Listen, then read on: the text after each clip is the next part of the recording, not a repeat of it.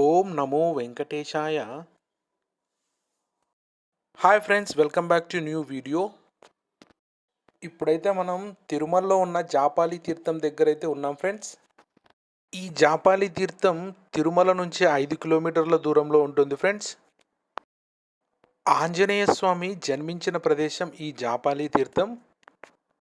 నేను మీకు ఈ వీడియోలో జాపాలి తీర్థం అయితే చూపించబోతున్నాను ఫ్రెండ్స్. బస్ అయితే మనల్ని జాపాలి తీర్థం మెయిన్ ఎంట్రన్స్ దగ్గర అయితే దింపేస్తుంది ఫ్రెండ్స్. ఈ మెయిన్ ఎంట్రన్స్ నుంచి 1 కిలోమీటర్ నడుచుకుంటూ వెళ్తే మనకు జాపాలి తీర్థం వస్తుంది. ఈ వీడియో చాలా ఇంట్రెస్టింగ్గా ఉంటుంది ఫ్రెండ్స్, చివరి వరకు చూడండి. అలాగే ఈ వీడియోను లైక్ చేసి షేర్ చేయండి. మొదటిసారిగా కనుక మీరు మా ఛానల్ చూస్తున్నట్లయితే ప్లీజ్ సబ్స్క్రైబ్ చేసుకోండి, పక్కనే ఉన్న బెల్ ఐకాన్ని ప్రెస్ చేయండి. ఈ జాపాలి తీర్థం చేరుకోవడానికి మనకు తిరుమలలో రాంబగీచా మరియు బాలాజీ బస్టాండ్ నుండి బస్సెస్ అయితే అందుబాటులో ఉన్నాయి ఫ్రెండ్స్.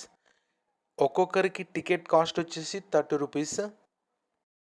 అలాగే జాపాలి తీర్థం చేరుకోవడానికి మనకు ప్రైవేట్ వెహికల్స్ కూడా అందుబాటులో ఉంటాయి ఫ్రెండ్స్. ఆర్టీసీ బస్సెస్ అయితే మనల్ని మెయిన్ ఎంట్రన్స్ దగ్గర దింపేస్తాయి ఫ్రెండ్స్. ప్రైవేట్ వెహికల్స్ అయితే మెయిన్ ఎంట్రన్స్ దగ్గర నుంచి కొద్ది దూరం వచ్చి స్టెప్స్ దగ్గర మనల్ని దింపేస్తాయి ఫ్రెండ్స్. ఇక్కడ నుంచి మనం 1 కిలోమీటర్ నడుచుకుంటూ జాపాలి తీర్థంకి అయితే వెళ్ళాలి.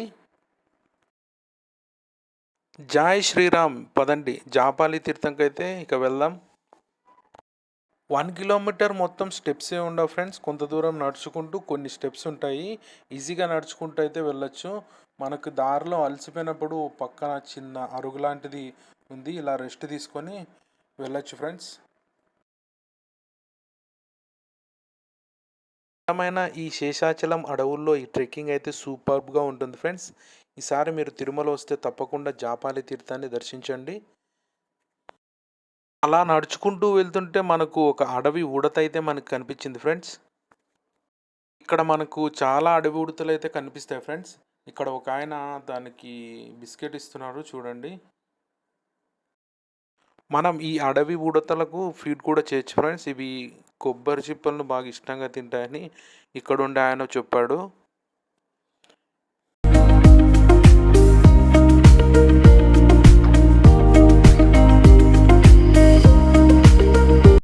మనం ఈ జాపాలి తీర్థం వెళ్ళే దారిలో మనకు ఎక్కువగా ఎర్రచందనం చెట్లు కనిపిస్తాయి ఫ్రెండ్స్. చూడండి, ఇక్కడ మెట్ల దారిలో మనకు పెద్ద ఎర్రచందనం చెట్టు ఉంది. చూడండి దీని కాండం ఎంత పెద్దగా ఉందో. ఇక్కడైతే ఎక్కడ చూసినా భక్తులైతే రాయి మీద రాయి పెట్టి ఇలా పెట్టారు ఫ్రెండ్స్. ఇది ఎందుకు పెడతారో నాకు తెలియదు, మీకేమైనా తెలిసింటే కామెంట్ చేయండి. ఇక్కడ మనం వెళ్ళే దారిలో రాతి మీద ఆంజనేయ స్వామి బొమ్మ అయితే ఉంది ఫ్రెండ్స్. పక్కనే జై శ్రీరామ్ అని ఉంది. అలాగే పక్కన ఆంజనేయ స్వామి జెండా ఉంది. జై శ్రీరామ్ జై వీర హనుమాన్ అని రాసి ఉంది.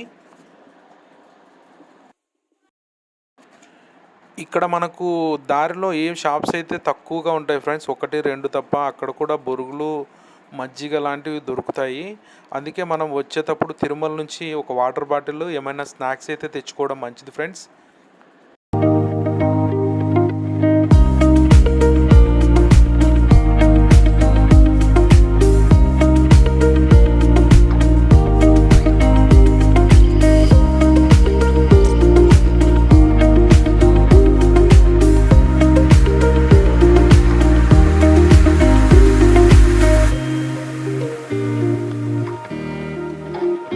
చూడండి ఫ్రెండ్స్, ప్రకృతి ఎంత అందంగా ఉందో. ఎక్కడ చూసినా పచ్చని ఎత్తైన చెట్లు, చుట్టూ చల్లని ప్రదేశం, మంచి ఆక్సిజన్తో కూడిన గాలి. ఈ 1 కిలోమీటర్ ట్రెక్కింగ్ అయితే ఒక అద్భుతం ఫ్రెండ్స్. దట్టమైన శేషాచలం అడవుల్లో 1 కిలోమీటర్ నడుచుకుంటూ రాగానే మనకు జాపాలికి స్వాగతం అనే బోర్డు అయితే మనకు కనిపించింది ఫ్రెండ్స్. ఇక్కడ మనకు పూజా సామాగ్రికి సంబంధించిన షాప్స్ అయితే మనకు కనిపిస్తాయి ఫ్రెండ్స్.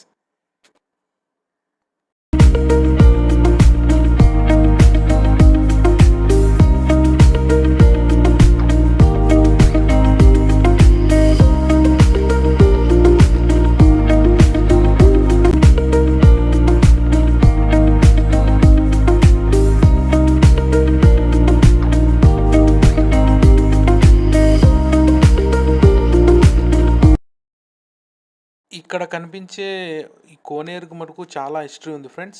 అదేంటంటే శ్రీరామచంద్రుడు రావణాసురుణ్ణి సంహరించి అయోధ్య వెళుతూ సీతా సమేతంగా ఈ తీర్థంలోనే స్నానమాచరించాడని చెబుతారు.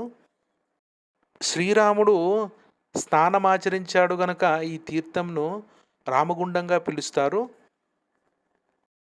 పంచమహాపాతకములు, భూత ప్రేత పిశాచాది బాధలు, బ్రాహ్మణత్వం కోల్పోయిన వారు, బ్రహ్మరాక్షసి పట్టిన వారు ఈ తీర్థంలో స్నానమాచరించడం వల్ల కష్టాలు తీరుతాయని స్కాంద పురాణంలోని వెంకటాచల మహత్యంలో చెప్పబడినది. ఇలాంటి కష్టమైన ఈ తీర్థంలో స్నానం చేసి తడి బట్టలతో గుడి చుట్టూ ప్రదక్షిణలు చేస్తే తప్పకుండా కష్టాలు తీరుతాయని భక్తుల నమ్మకం. శనిగలవారు పుట్టినరోజున స్వామివారికి పూజ మరియు అభిషేకం చేస్తే శనిగ్రహం వల్ల కలిగే అనేక విపత్తులు కలగవని భక్తుల విశ్వాసం. ఇక్కడైతే మనం చెట్టు దగ్గర ఒక శివలింగాన్ని అయితే చూడొచ్చు ఫ్రెండ్స్. ఇక్కడైతే చెట్టుపై స్వయంభుగా వెలిసిన వినాయకుడిని అయితే మనం చూడొచ్చు ఫ్రెండ్స్.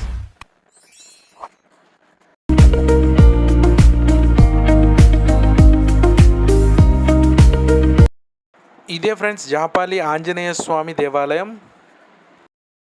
ఇప్పుడైతే మనం జాపాలి ఆంజనేయ స్వామి దేవాలయం యొక్క స్థల పురాణం గురించి తెలుసుకుందాం ఫ్రెండ్స్.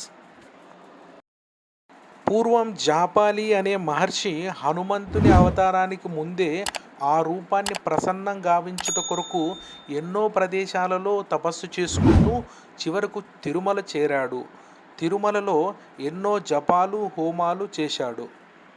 జాపాలి మహర్షి భక్తికి మెచ్చి భగవంతుడు తన యొక్క రాబోవు హనుమంతుని రూపాన్ని స్వయంభూగా అవతరించి చూపించాడు. జపం వల్ల అవతరించినందున ఈ స్థలం జాపాలి అయ్యింది. అప్పుడు అన్ని తీర్థములు వచ్చి చేరినందున జాపాలి తీర్థంగా పేర్కొనబడుచున్నది. ఇది ఫ్రెండ్స్ జాపాలి తీర్థం యొక్క స్థల పురాణం. ఆలయంలో వీడియో అలో లేదు ఫ్రెండ్స్. జాపాలి ఆంజనేయ స్వామిని ఫోటో ద్వారా ఇస్తాను, దర్శించుకోండి.